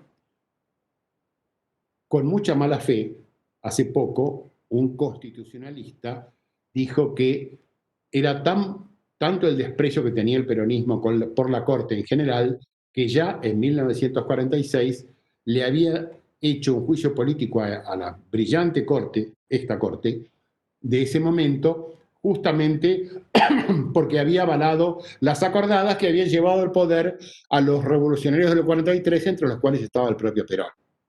Esto no es cierto. El dictado de las acordadas fue uno de los motivos que expuso el diputado Decker cuando pidió el juicio político. Pero hubo 2 motivos más. El primer motivo, que los recursos extraordinarios se concedían de acuerdo al monto, no de acuerdo al asunto, a la gravedad institucional, sino de acuerdo al monto del asunto. Los asuntos grandes económicamente, esos eran pasibles del recurso extraordinario. Hablábamos de transparencia al principio de la charla. Y el segundo caso era porque la Corte se había negado a tomarle juramento a los jueces laborales de una justicia laboral recientemente creada. ¿Por qué? Porque el derecho laboral no era rama del derecho. Agarrate, Pablito. Como no era rama del derecho, no había que tomarle juramento a los jueces laborales. Bueno, hicieron el juicio político, la Corte Suprema se hizo lugar al juicio político, los jueces fueron echados por juicio político, sin demasiado escándalo, renunció un camarista y 4 secretarios a raíz del juicio político de la Corte. De los 4 secretarios, 2 eran parientes de los ministros de la Corte dejados fuera por el juicio político. Y a partir de ese momento, sanción de la nueva Constitución, se modifica la estructura de la Corte y se modifica el sistema, la familia judicial empieza a cambiar. Pero esto recibió una crítica feroz. Eran los jueces nuevos, los jueces nombrados a raíz de la Constitución del 49, los jueces del trabajo, eran jueces flor de ceibo. Vale decir jueces, así como uno dice, eso está hecho en China, decían, eran jueces, son jueces hechos en la Argentina. En la Argentina que no sirve. La Argentina, los estudiantes eran estudiantes flor de ceibo, quienes se recibieron o estudiaron en ese periodo. Eso lo contó el doctor D'Artiguelón en su momento, le decían abogados flor de ceibo, porque habían estudiado en la Facultad Penalista. Y fíjense que en todas nuestras facultades de Derecho hay un silencio total entre lo ocurrido en el mundo normativo entre el año 1949 y el año 1955. No existió. Es una especie de agujero negro que se tragó todo el derecho. O sea, ese derecho no existe. Bueno, y yo lo que les quería decir, entre otras cosas, era que esta negativa a tomarle juramento a los jueces laborales era la posibilidad de que algún día Gutiérrez tuviera razón. Y entonces, como era posible que Gutiérrez tuviera razón, entonces era necesario que Gutiérrez no pudiera opinar. Por eso había que hacer cenar el juramento a los jueces laborales. O sea, como estamos, hay una solución, soluciones hay muchas, pero hay cierto pesimismo, porque yo les dije, no cualquiera puede ser juez, no todos pueden ser jueces, pero lamentablemente hoy en día cualquiera puede ser juez, y esto es muy, muy grave. Bueno, me parece que hablé demasiado, llevo 1 hora y cuarto, me gustaría parar acá y bueno, ver si hay alguna pregunta o algo, y ver si los puedo ver. Muchas gracias, Mario. Muchas gracias, Mario. Ante todo, un lujo. Nosotros te vemos bien, me dijo Mariano que podía ser un problema de... Gracias, Bárbara. Extraordinario estuvo. Cuando sonó el teléfono tuyo, entonces te descompaginó algo, porque... puede ser, sí. Se te ve bien y se te escuchó perfecto. Bueno. Agradecemos porque fue una charla que la verdad deja mucho jugo. Bueno, me alegro. Esa era la idea. Susana, que es la que va a coordinar el debate. ¿Cómo no? Bueno, sí, un lujo, mucho para pensar. Así que, bueno, quienes quieran hacer preguntas o comentarios lo pueden hacer levantando la mano, activando los micrófonos o a través del chat.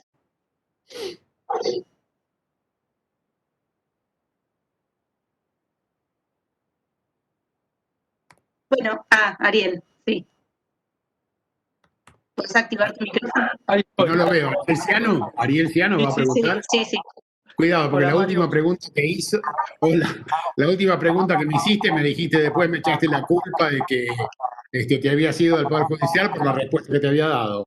Así que ojo con lo que preguntas. Capaz que fue agradecimiento, digamos, depende cómo lo mires.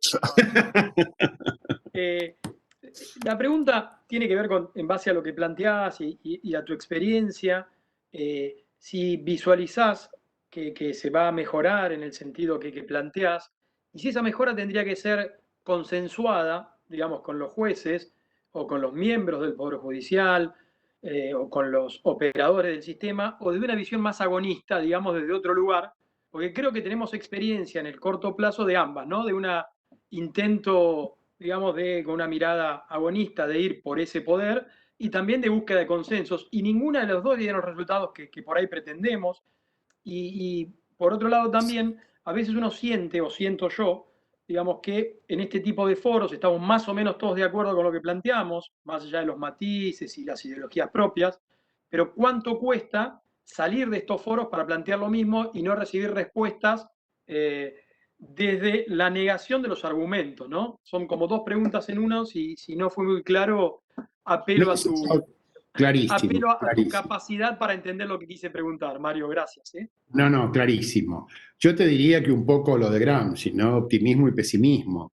Me da la sensación que no hay solución consensuando con el Poder Judicial actual. No hay casi ninguna solución. Fíjate que cuando en el 2013 un grupo de jueces tratamos de hacer esta maravilla que fue en su momento justicia legítima fue mediáticamente deslegitimada de cualquier forma. Vale decir, faltó que nos dijeran que éramos comedores de chicos, ¿no? Porque dijeron y dicen cualquier barbaridad. O sea, todo lo que sea apoyar este tipo de argumentación forma parte de un discurso que está prohibido para el más o menos el lector de los diarios sin crítica posible. Entonces, si no viene la reforma desde arriba, va a ser muy difícil una reforma consensuada. Nunca se pudo consensuar reformas dentro del Poder Judicial. Eso también te lo puede decir Pacho en España, te lo puede decir los jueces franceses, en todos los poderes judiciales, en Brasil, en Francia, en España, hay asociaciones de justicia democrática que luchan ferozmente contra el Poder Judicial instalado como está. Porque no es un problema nada más que nuestro, este que acabo de contar, ¿eh? Este es un problema casi universal. Y entonces, si no se hace la reforma desde arriba, digamos, en forma agonística, es muy difícil lograr consenso, porque acá se piensa que el consenso es unanimidad, inclusive se ha dicho últimamente, tenemos que consensuar. ¿Qué es consensuar? Bueno, estar todos de acuerdo. No, eso no es consensuar. Consensuar es debatir. Debatir es ir al debate sabiendo que un buen argumento me puede hacer cambiar de opinión, pero de ninguna manera cambiar yo de opinión para hacer un procedimiento unánime. Esto no es consenso. Consenso es otra cosa. Y entonces me da la sensación que por ese lado no, creo que la solución es más bien agonística. Bueno, Pablo, vi que levantabas la mano. Y ansioso desde hace unos 45 minutos, 50 minutos de intervenir. La verdad dejaste, como te decía Mario, gracias por la presentación, fue muy, muy amplia. Creo que hay muchas cosas para pensar y discutir ahí. Uno de los temas fue esta cuestión del pensamiento crítico, que para eso es este espacio. Como bien decía Ariel, a veces sucede que el espacio queda como endogámico. Claro. Pues cuesta mucho salir.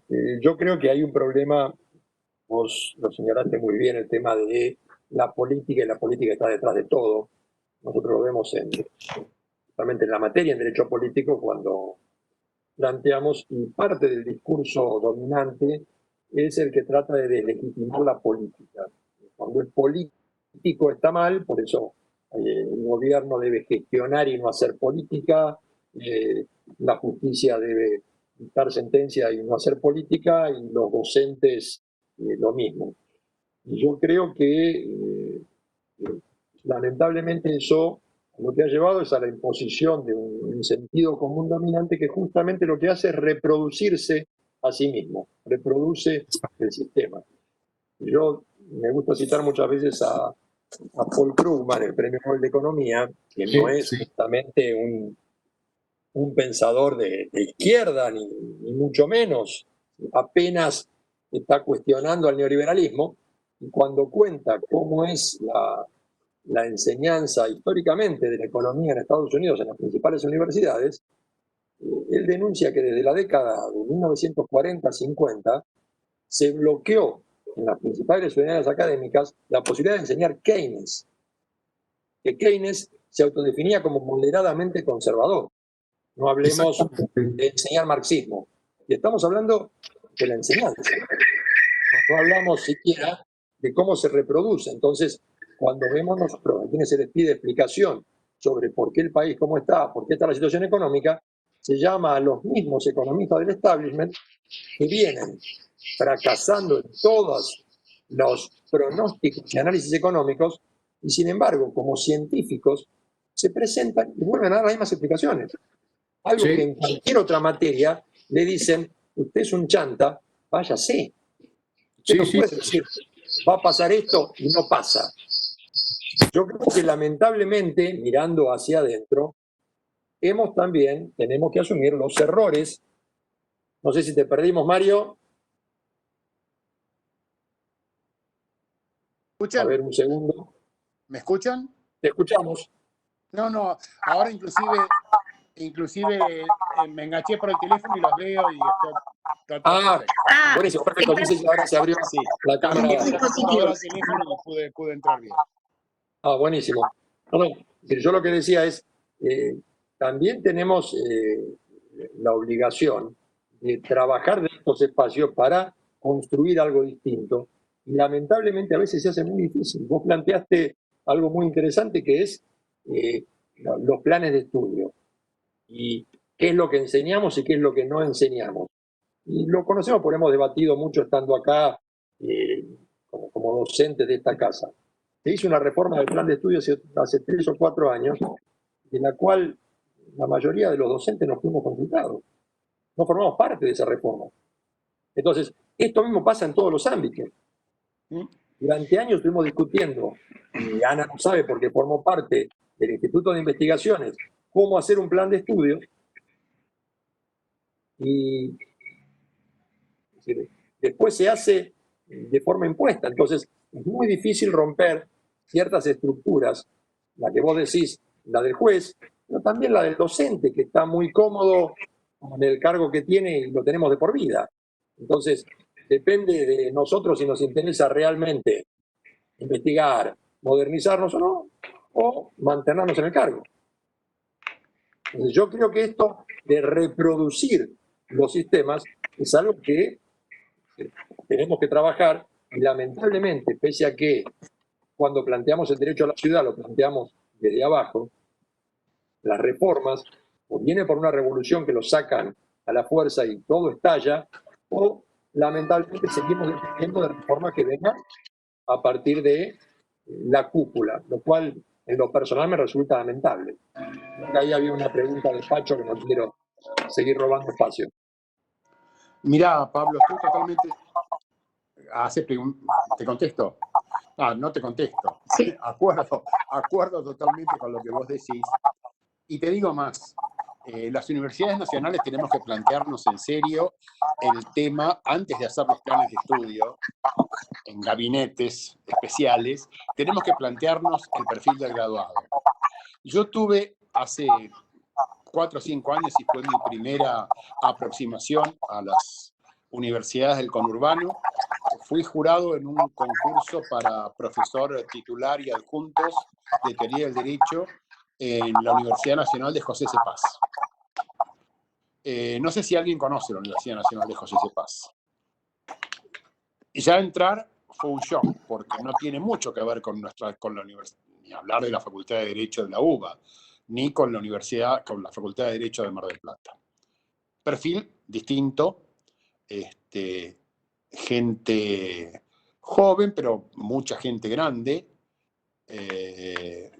no vestida como solemos vestirnos quienes vamos a las facultades de Derecho de UBA o de Mar del Plata, mucha gente con jogging,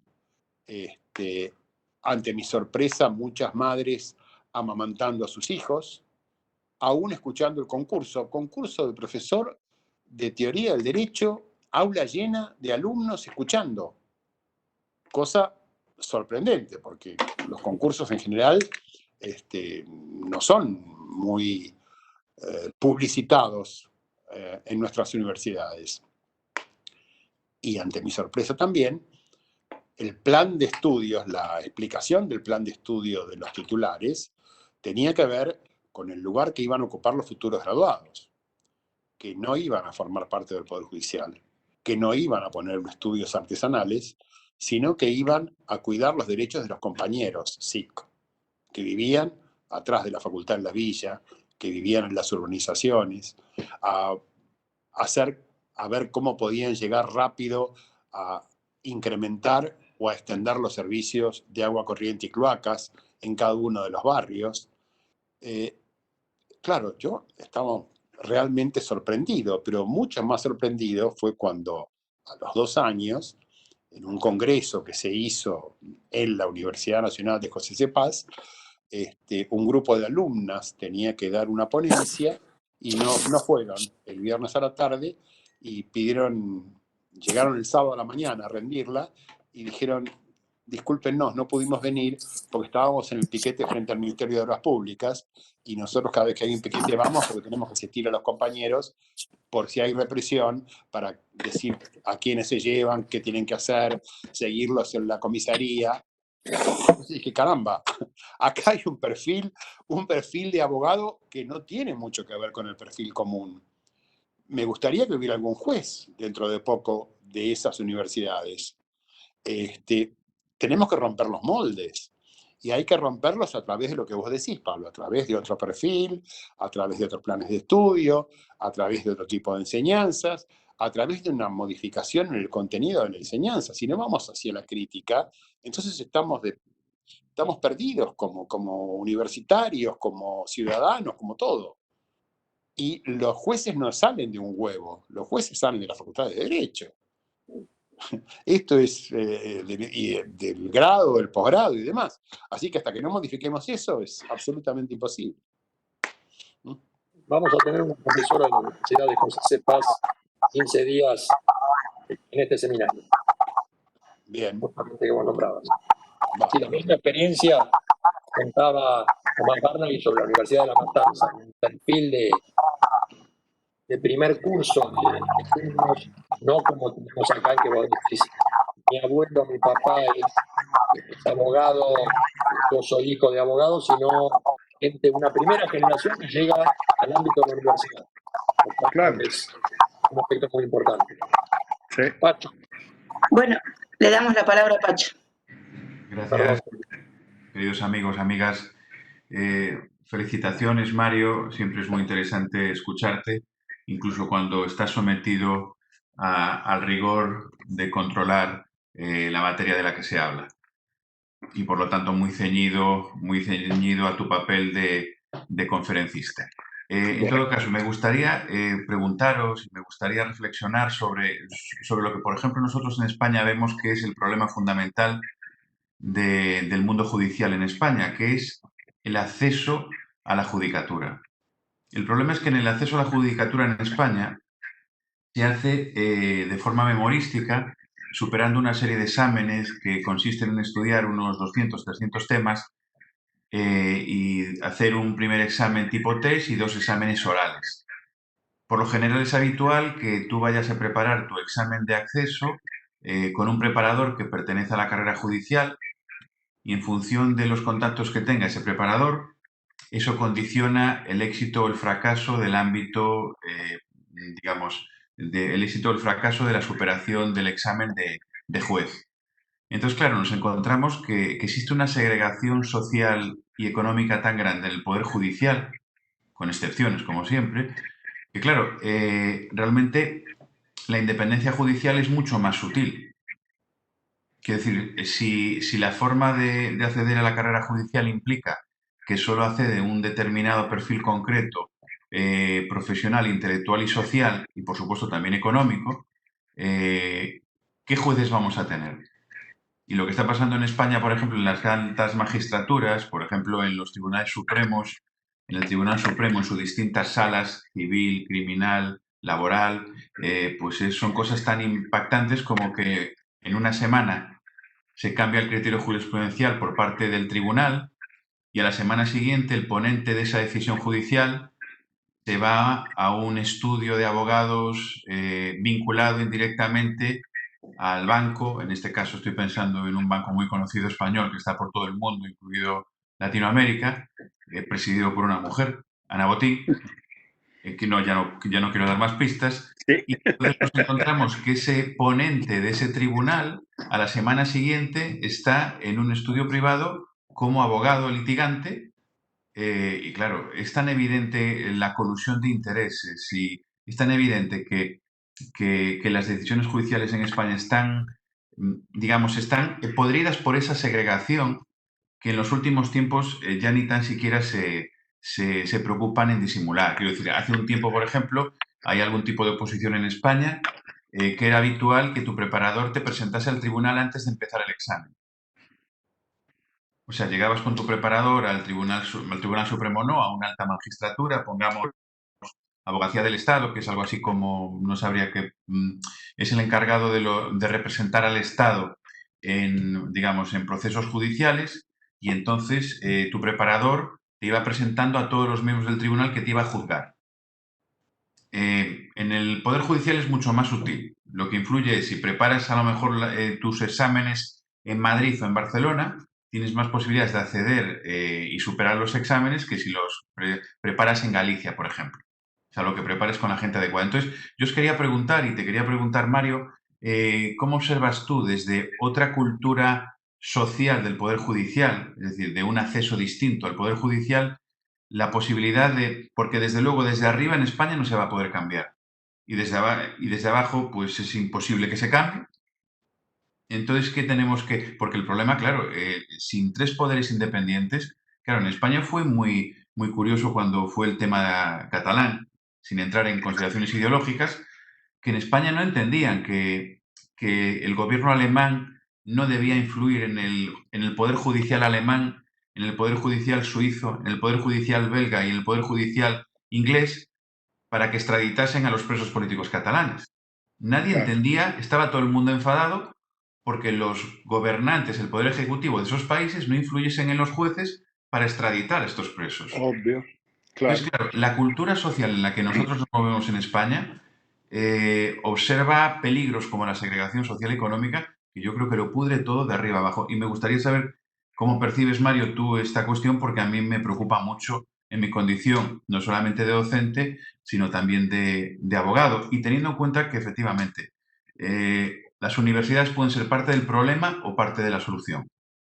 Y yo apuesto por que sean parte de la solución.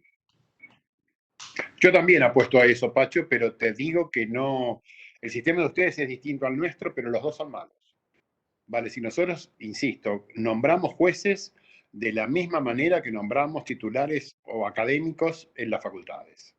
Vale, es decir, exámenes teóricos, que en el caso nuestro ha habido pruebas sobradas de corrupción, en el sentido de entregar los temas antes de que ocurrieran, inclusive pruebas, hubo expedientes penales, hubo consejeros que lo denunciaron y se instruyeron causas penales y hubo una serie de escándalos, pero seguimos con un sistema que no es transparente, porque los antecedentes, pese a que deberían estar tasados, se colocan al final de los exámenes teóricos.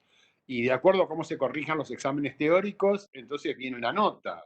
Y uno sabe, porque acá en Mar del Plata se conocen los casos y las personas que juzgan y que rinden examen, uno sabe que jamás algún candidato podría haber escrito 25 páginas de un fallo, porque no puede escribir téngase presente cuando está trabajando en el juzgado. Entonces, dejemos de lado la corrupción endogámica y sistémica que existe en los consejos de la magistratura y demás, suponiendo que no lo hubiera, ¿cómo hacemos para elegir el mejor juez? Y el mejor juez no es el que más sabe desde el punto de vista académico. El mejor juez, yo te vuelvo a insistir un poco lo que dije, es el que lidera mejor equipos, es el que sabe delegar, es el que trata bien a la gente, es el que tiene empatía con el litigante, es el que se pone en el lugar de la víctima, es el que a veces tiene que poner en el lugar del victimario, y eso no lo puede evaluar un examen de académico, porque el académico es otra cosa. Hasta que no lleguemos a eso, y a mí me da la sensación que el examen para ser juez debería durar, no un día, debería durar un mes, para que se evaluaran todos estos temas, para que se evaluara su desempeño anterior, para que se estudiara, para evitar monstruos, para evitar que lleguen al lugar monstruos, ¿cierto? Monstruos que después terminan con expedientes vergonzosos, con sentencias terribles, y que están siempre dispuestos a escuchar el teléfono para ver quién lo llama, a ver cuán poderoso es el que lo llama, para de esa manera inclinar el fiel de la balanza. Y esto es lo que no puede ser. Entonces, esto lo tenemos que separar de cuajo. En el caso nuestro, bastarían leyes, pero claro, cada vez que hablas de reforma judicial en la Argentina, ahora se está llevando a cabo un coloquio, ¿no? Un coloquio de idea, que es un coloquio de grandes empresarios, y el presidente ayer dio un Zoom donde habló de determinadas cosas y después en el chat, bueno, el presidente se fue, pero en el chat quedaba y no dijo nada más que generalidades, pero no habló de la reforma judicial.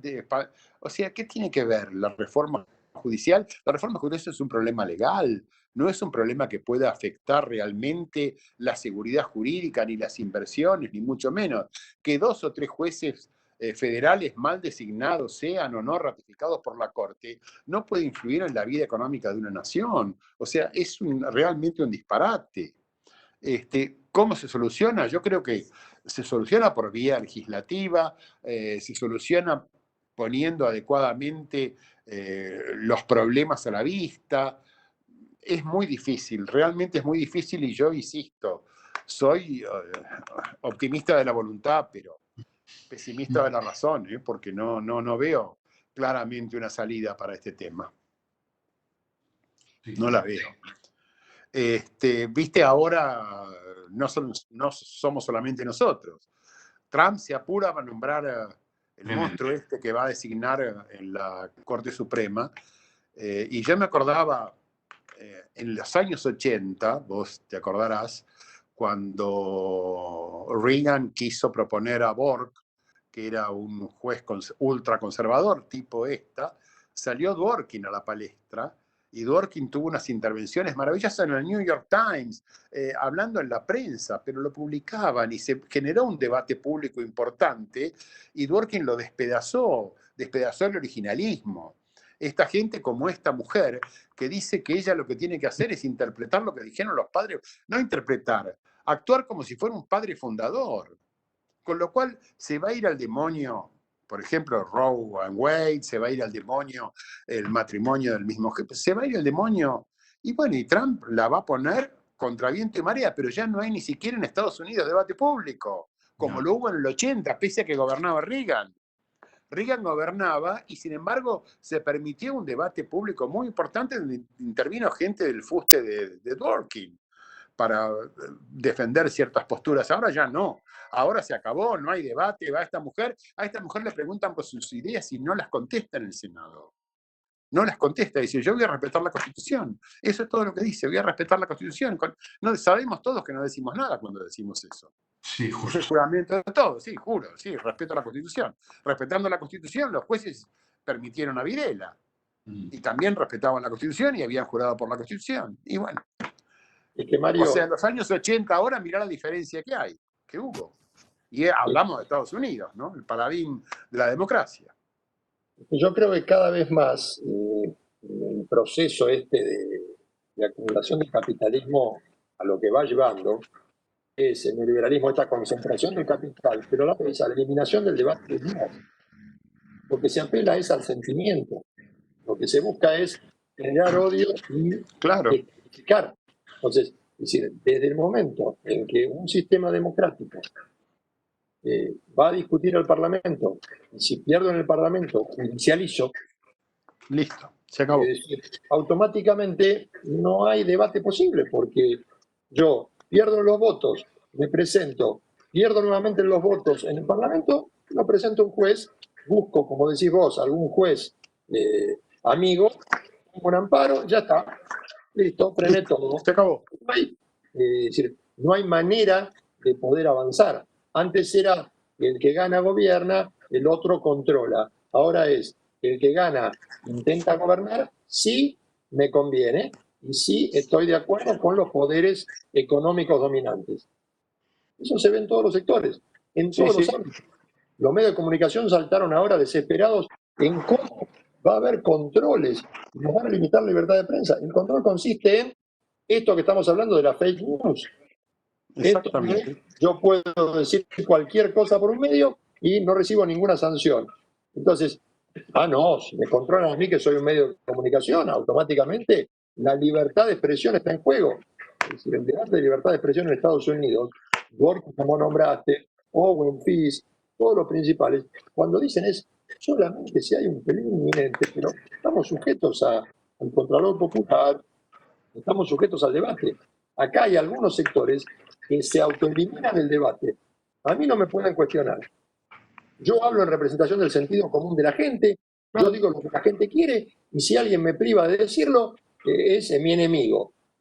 Entonces, con este esquema de amigo-enemigo, es posible cualquier diálogo. Exactamente. No hay Exactamente. forma de avanzar. Ya lo decía Jauretche, el periódico te ataca con un partido político y cuando vos te defendés, le atacás la libertad de expresión. Entonces, claro, no tiene forma de triunfar frente a eso, ¿no? O sea, Es y hoy imposible. en día, y por eso no está mal lo de la red Nodio esta, o el sistema Nodio, porque hoy en día tal vez el poder no esté en la prensa, sino en esto, en las redes, en los medios, ¿no?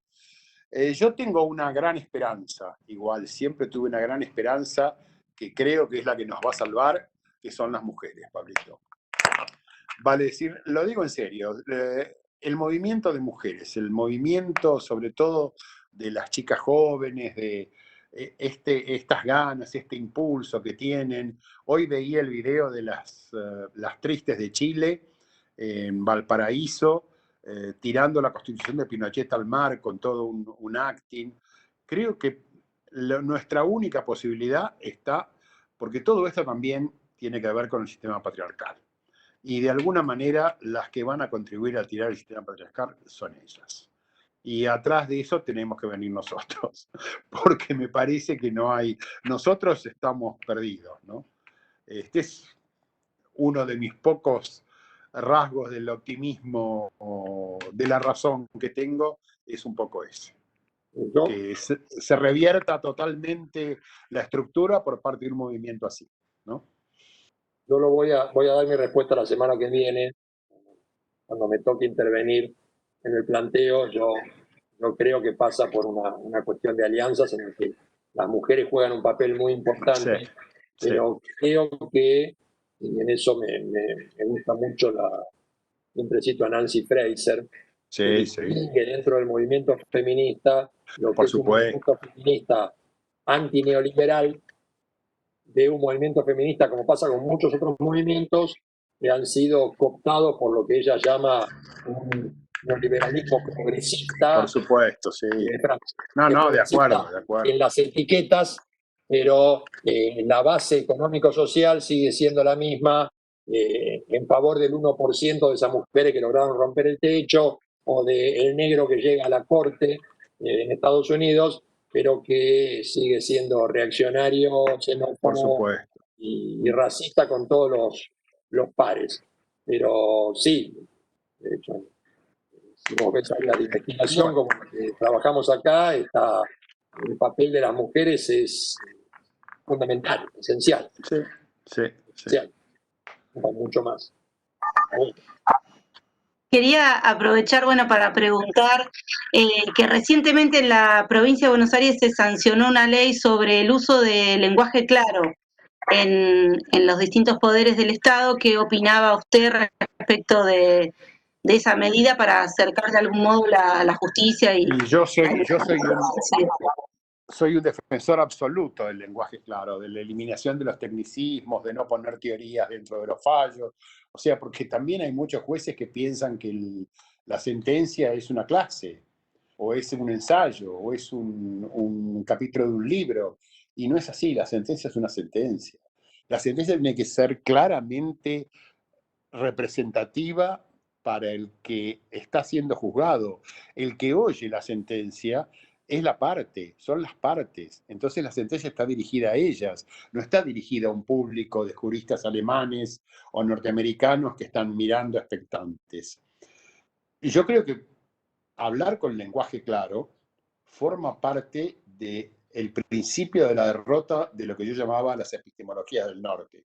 Yo no pude, por falta de capacidad, por falta de tiempo, por un montón de cosas, no en esta charla, en la vida, dedicarme un poco más o dedicar mi vida a trabajar con epistemologías locales, ¿no?